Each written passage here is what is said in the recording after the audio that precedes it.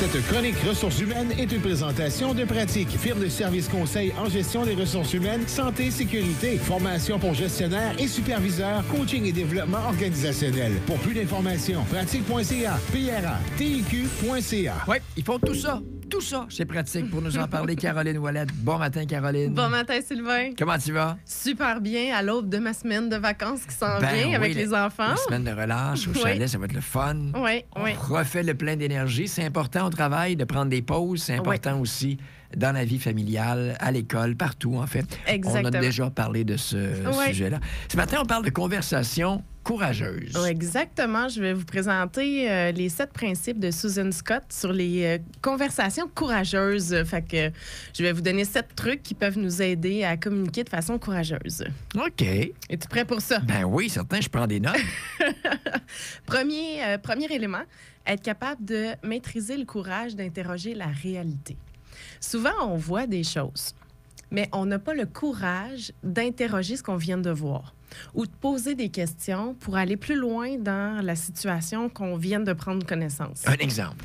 Bien, on peut être gêné d'aborder une situation où quelqu'un a fait une crise, puis là... conflit, peut-être. Un conflit, n'importe quoi, mais on n'aura pas le courage d'aller parler de la situation, soit avec les gens concernés. Le temps va régler les choses. Exactement.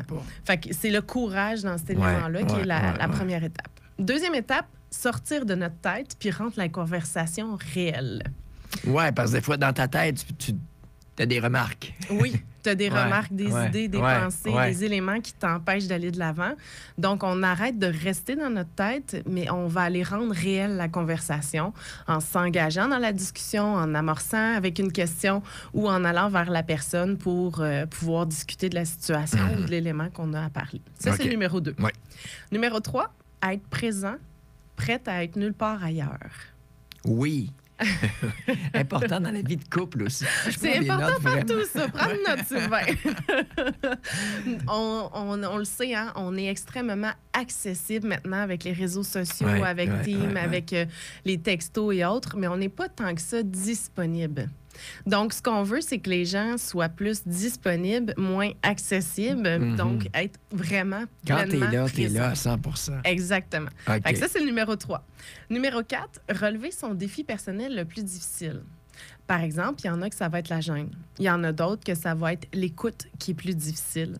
Il y en a d'autres que ça va être le non-verbal. Ils viennent rouge tomate aussitôt qu'il y a une situation, donc ils peuvent moins bien cacher leur frustration ou leur gêne.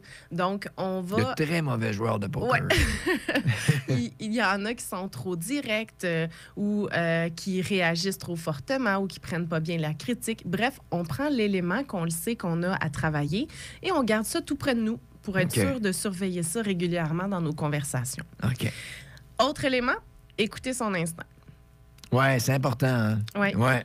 On a souvent des idées, des informations qui nous viennent, une pensée, quelque chose qui peut être à aborder, mais on va faire comme si on ne l'avait pas entendu. T'sais.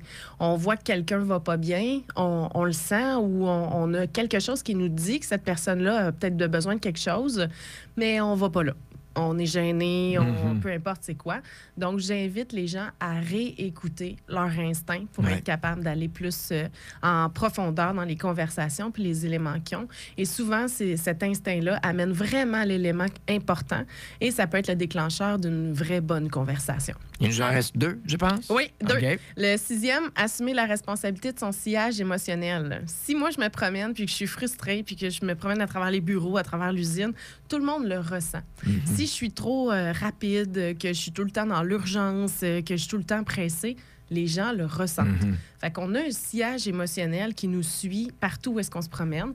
Donc, de porter une attention à ça pour essayer de garder dans notre contenant notre sillage émotionnel au lieu de le répandre partout.